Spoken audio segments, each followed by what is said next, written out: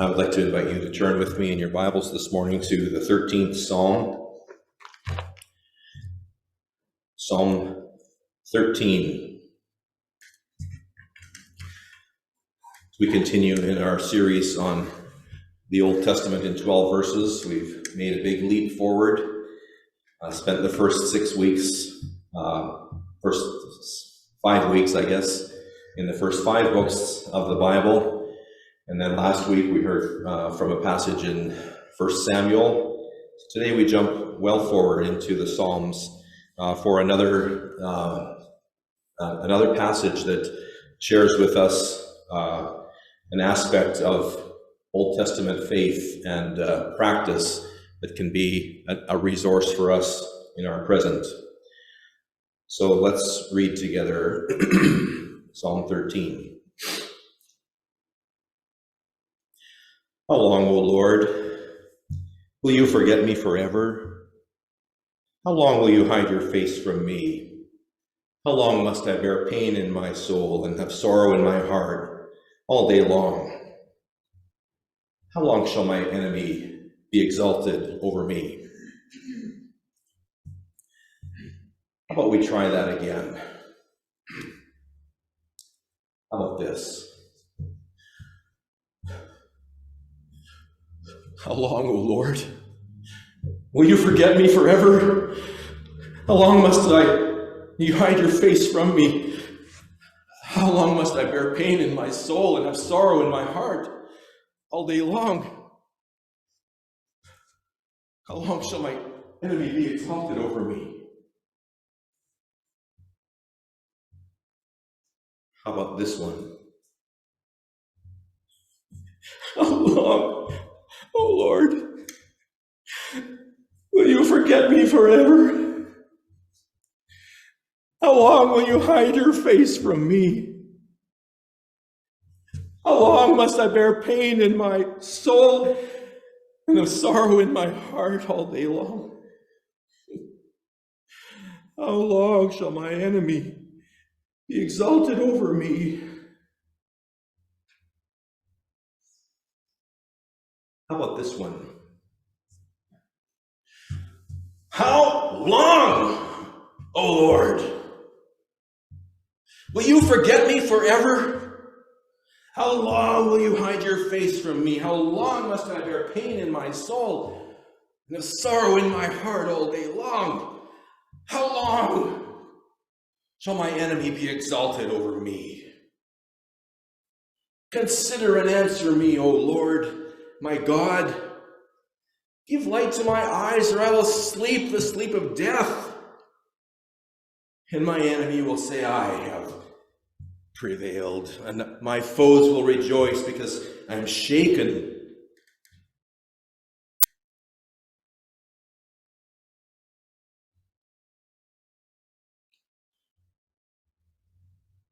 But I trusted in your steadfast love. My heart shall rejoice in your salvation. I will sing to the Lord because he has dealt bountifully with me.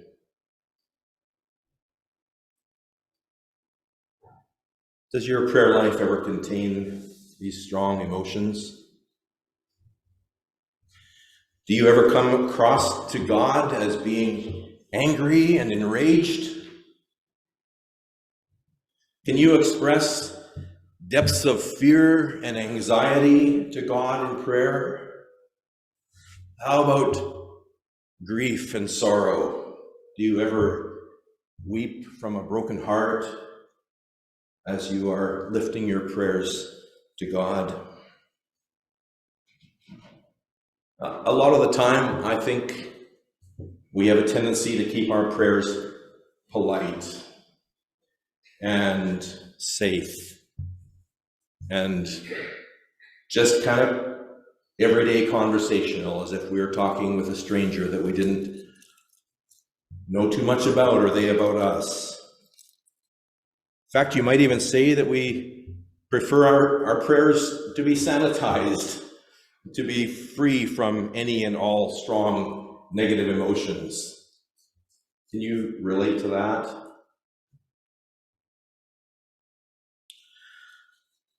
Well, we're in the middle of a sermon series this summer, as I mentioned, that's called The Old Testament in 12 Verses.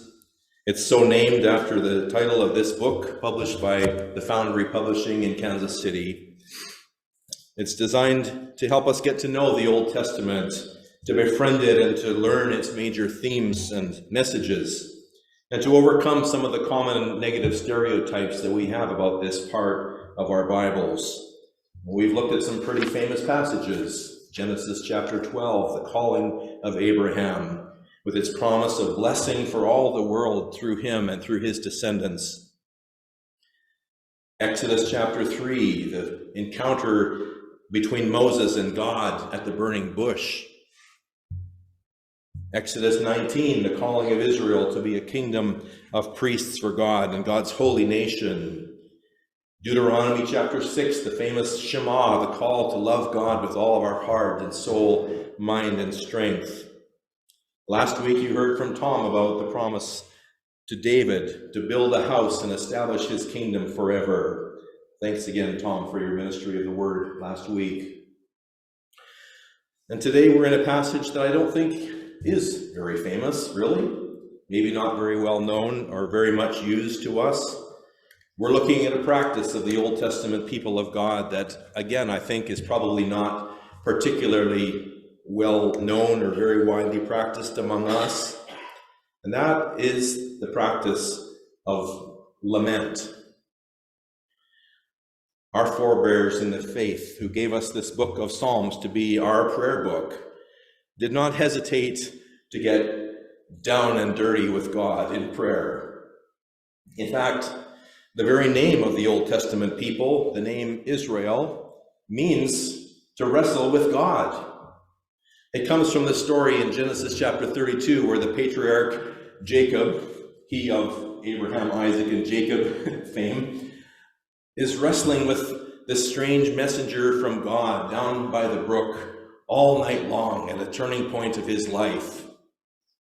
And he wrestles in fear and in anger and in strength, comparing strength to strength all night long with this stranger.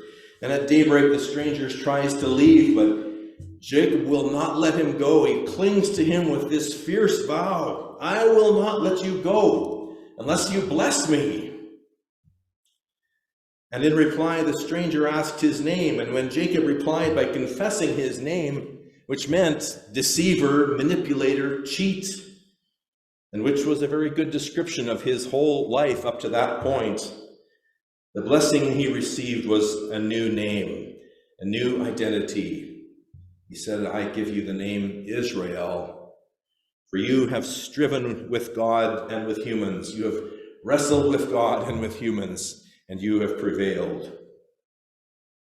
And so Israel, not just this man, but the 12 tribes that came forth from him as his descendants, this whole nation strives and wrestles with God. It's got a no-holds-barred, confrontational relationship with God, and that definitely appears in its prayer book, the Psalms. It appears in the fact that approximately 40% of the prayers in the book of Psalms are prayers of lament.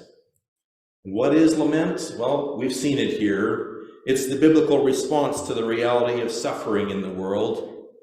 It's a dialogue that engages with God in the context of our pain and asks God to respond. Christina Bone, who teaches the Old Testament at Mid-American Nazarene University just outside Kansas City, describes her experience of coming to recognize the importance of these rough and real prayers. She tells a story about an experience that she had had. A few years ago, she writes, I was deeply betrayed by several different men who abused their positions of power, leaving me hurt and confused.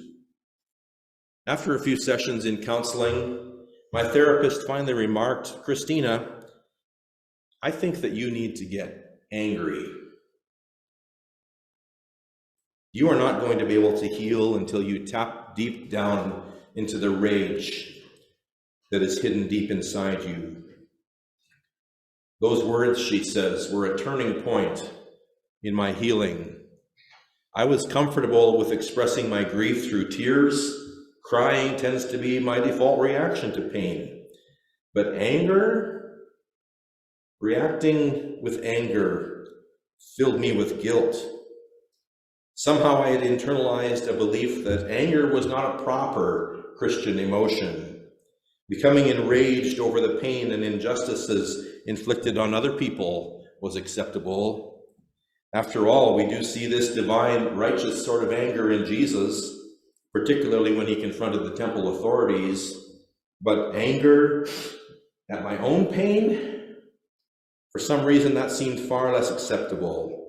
I was so uncomfortable with vocalizing anger over my pain that the very thought of expressing it, even in the privacy of my mind, made me feel guilty.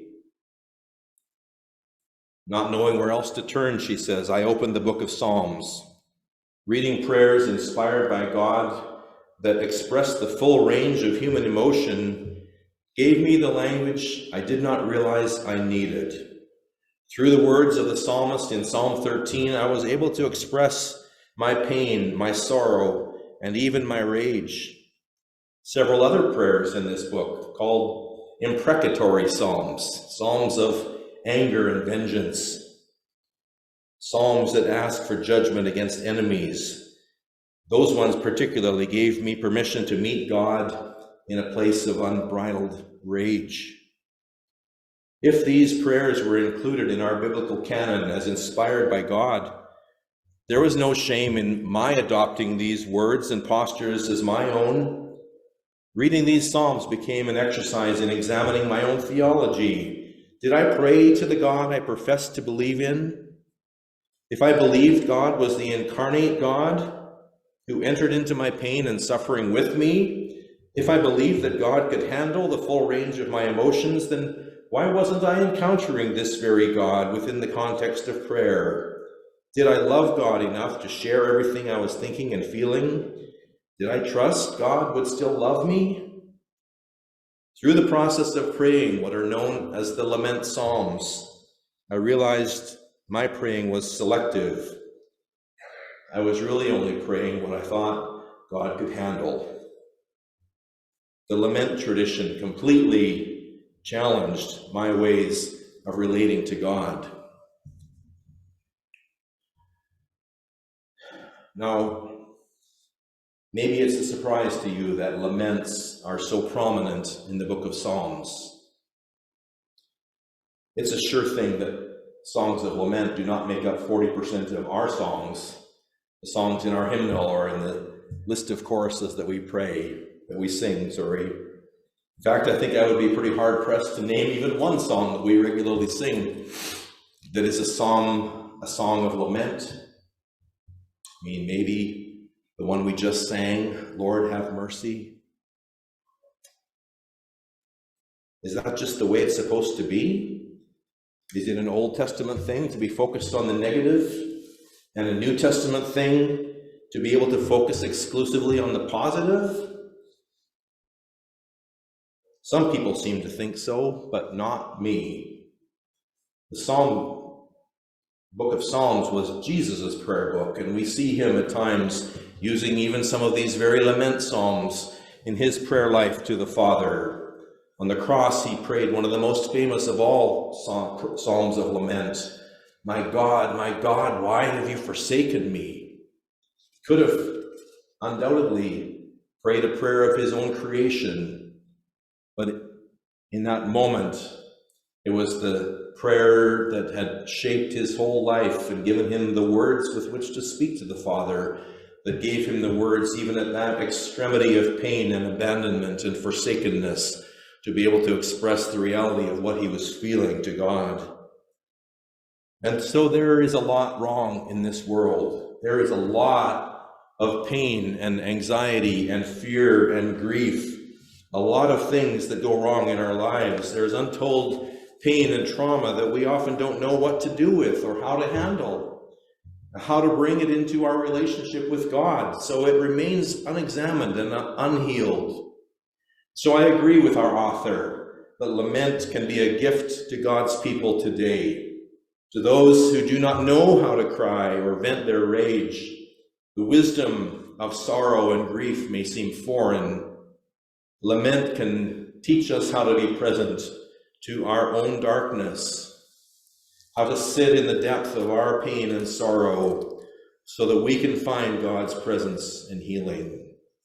In our periods of exile and alienation away from God's presence, lament can be a tool to reorient us into God's presence, to bring us before God's face. God invites our lament. Well, let's look a little bit closer at this Psalm of Lament.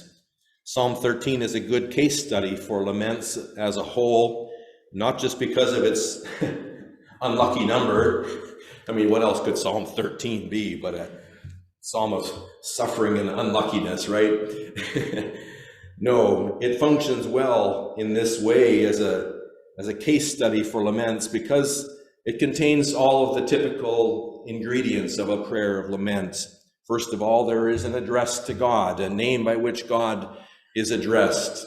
Secondly, in verses 1 and 2, there is a complaint, straight up complaint. And third element is that there is a petition. On the basis of that complaint that has been lodged, there is now a petition. God, you need to do something about this. And fourthly, there is a resolution into trust and praise, which we see in verses 5 and 6. This is the kind of standard form for prayers of lament throughout the book of Psalms. Not all of the Psalms of Lament contain all of these elements. In fact, one psalm in particular, Psalm 88, undoubtedly the darkest and most painful of all the Psalms in the whole book, never resolves into trust. Even at the very end of Psalm 88, the final line is, "Darkness is my only friend." It's dark. But the fact that these elements are missing, this element of trust and praise is missing from that particular lament psalm, can alert us to the fact that something else is being attempted here in communicating with God. Now we find individual psalms of lament. That's the majority of the psalms of lament in the book. But we also have corporate prayers of lament, ones that take a public event that has happened that is bringing pain and grief to a whole lot of people and that have impacted the community as a whole. The standardized form of this kind of prayer can be a helpful pattern for us in being able to work through a situation that is distressing us, being able to process the emotions that we are feeling, to name them and to come in time to a resolution. And so it's important that we respect and trust the process and not just take the fact that this is a really small, short psalm, only 6 verses, and think that, because it's so short and simple, that the process of moving from beginning to end is going to be short and simple as well. No. We should not be in a hurry and just jump from some kind of minimizing description of the pain, of the problem, and then jump right to the end and just kind of name and claim the resolution. That's not how this works.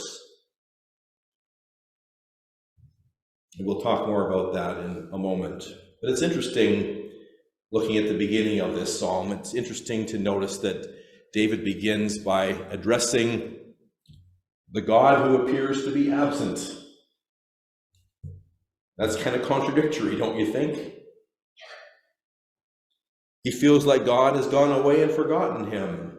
God is hiding from him. God is refusing to show God's face. And that seems like a good enough reason to think that the way that David meant to start this prayer was with a shout. How long, O Lord? That's how you typically address somebody who's gone away and left you, right? Can you hear me up there? How long? He uses God's unique name, Yahweh, which had been revealed by God to Moses at the burning bush, as he said, "This is my personal name." And it has many possible meanings. I am that I am. I will be what I will be. I cause to be. I bring things into being. Or just I am. I will be there, Moses. And it's like David is saying, your very name says that you're going to be here, but where are you? How long, O Lord, will you hide your face from me? It seems to David that God is not there. And he points out this contradiction in a forthright and straight up kind of way. How long? As Christina Bond puts it, the question is in itself a form of protest. The question is an announcement that all is not right in God's world. It's a critique of God's inaction. And so in this bold move, the writer reminds God that God is supposed to act as part of the expectation concerning their covenant relationship. I'm in a covenant with you, God, and you've promised to be my helper, my provider, my protector. So where are you? Where's the protection? Where's the provision? David is weary and suffering and groaning under his burden of trouble. So he repeats this phrase, how long? 4 times in these first 2 verses.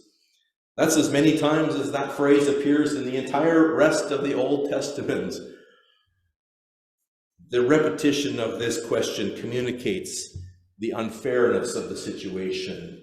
How long, how long, how long, how long, God?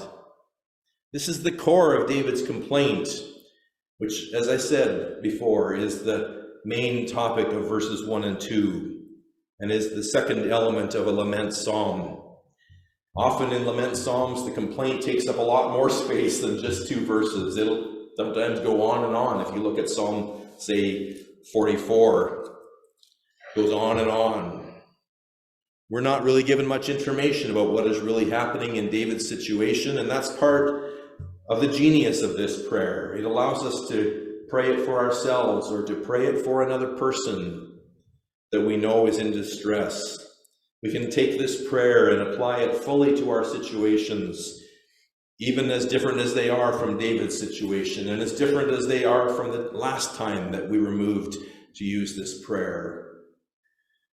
There might be any number of situations that could prompt us to cry out that God has forgotten us. And on the one hand, this might seem like an illogical thing to say. God knows everything. He can't forget. But as we can see from the use of this word elsewhere in the Old Testament, forgetting refers to much more than just absent-mindedness. When God warns the people of Israel against forgetting him, he's warning them against neglecting their relationship. He's warning them against neglecting the covenant in which they have entered together. He's warning them against the neglect of the law. And now David turns that around and very audaciously says, I haven't forgotten you, God. Have you forgotten me? What an accusation that the God who made this covenant is now forgetting it? To turn that around and accuse God of this same kind of purposeful disregard communicates the depth of David's pain. David knows that God is not prone to forget, and yet it feels as though God has intentionally turned away from him. He is worried that his pain is inconsequential to God. So by accusing God of forgetting, David is expressing just how desperately he wants and needs to be seen by God. So he expresses his complaint further by describing its internal and external dimensions. Internally, he sees no end to the troubled thoughts and emotions that plague him. And if you have experienced depression or anxiety, you know about the intrusive thoughts that just come and just stay and stay and stay and cannot seemingly be shooed away. Intrusive and terrifying thoughts that come into our consciousness over and over again, and they cause a mental suffering that is very hard to endure.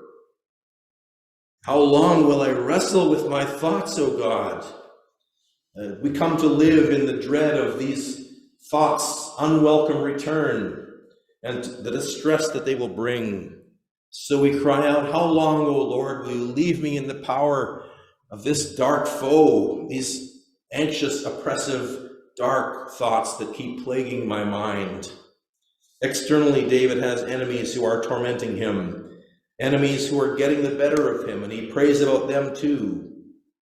And for us, we too might be able to recognize and to identify enemies, both internal and external, whether people or institutions or circumstances or sicknesses or forces that we seem to have arrayed against us that are threatening to destroy our well-being. And for all of these, we too can pray, how long, O Lord? But should we? Is it right to complain to God in prayer? Aren't we supposed to present our requests to God with thanksgiving? Philippians chapter 4. Yes. Yes, surely we are. But praying in ways that express the truth of where we are at, rather than where we wish we might be, is indeed God-honoring. No one is edified by denial. And in fact, praying in this way can be seen as an act of faithfulness, one of the fruits of the Spirit, listed by Paul in Galatians chapter 5. Perhaps, as our author Christina notes, choosing not to complain is in actuality the unchristian response. Avoiding or ignoring our pain breeds dishonesty and inauthenticity, two characteristics that are opposed to a healthy and flourishing relationship. Meeting God in the fullness of our humanity, in the reality of where we are and what we are experiencing, is an act of faithfulness for us as God's people.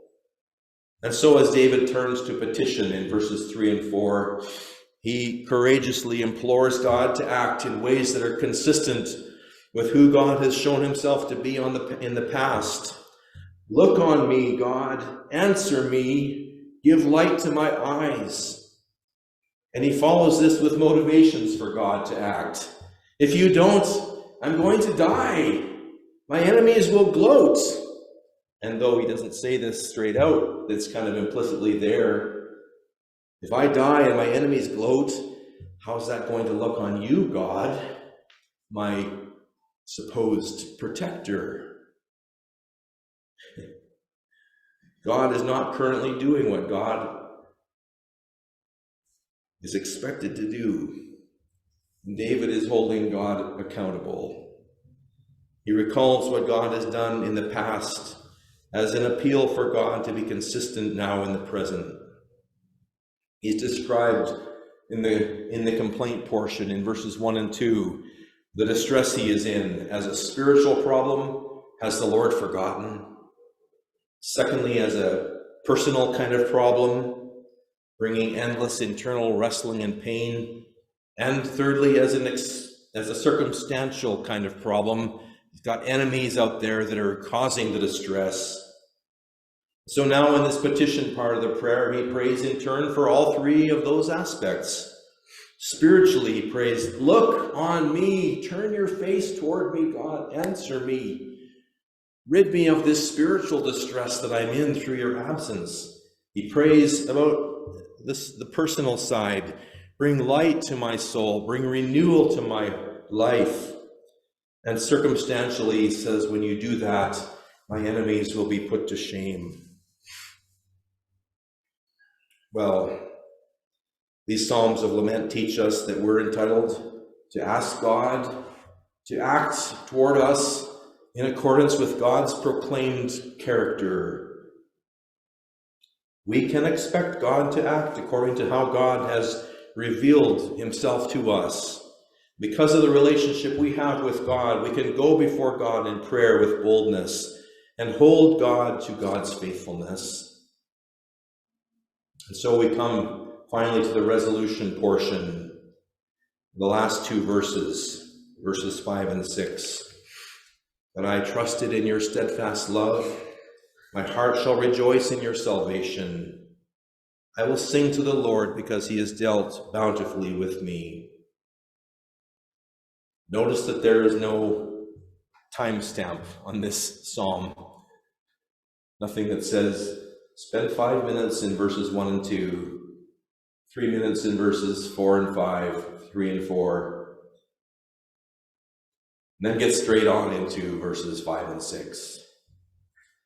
In fact, I think there's good reason to believe that there could be a long pause between verses 4 and 5, a pause in which we wait in the dark. We wait in the continued experience of mystery and misery, wondering when, where, how, or even whether God will act in response to our prayer. Sometimes things take a long while to shift, either externally or internally. But what we can see clearly is that only after expressing his deep pain and protest does this lamenting prayer transition to a response of trust and praise. Only after expressing his deep pain and protest is he able to transition to trust and praise. He remembers how God has come in the past so that he can trust that God will come again in the future. And it is this memory that leads him to hope. Now, it might not seem like this is possible, but lament can help move us into a posture of praise. Expressing our grief, our fear, our sorrow, our anxiety, even our rage, can guide us into the praise of the one who enters into our pain with us. As I said, there is no timestamp here, no prescription for how long the movement will take before we will genuinely sense the trust and praise arising within our hearts. I guess that's another good reason for entitling my sermon as I have. How long? Could be a while. Well, in closing, I have a story I'd like to share with you. On one of my favorite podcasts, they like to challenge each other, the co-hosts, from time to time, by sharing stories about one thing and another, and then kind of unexpectedly saying, okay, tell me how you would use this as a sermon illustration. And go.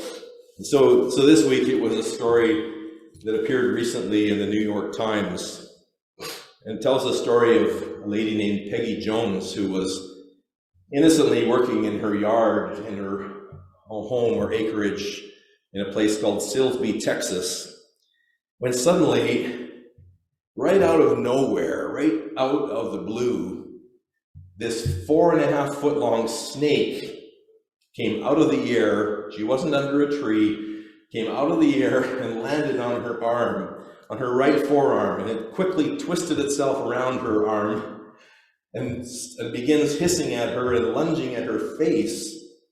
And she's, of course, completely blown away by this. How could this possibly be happening?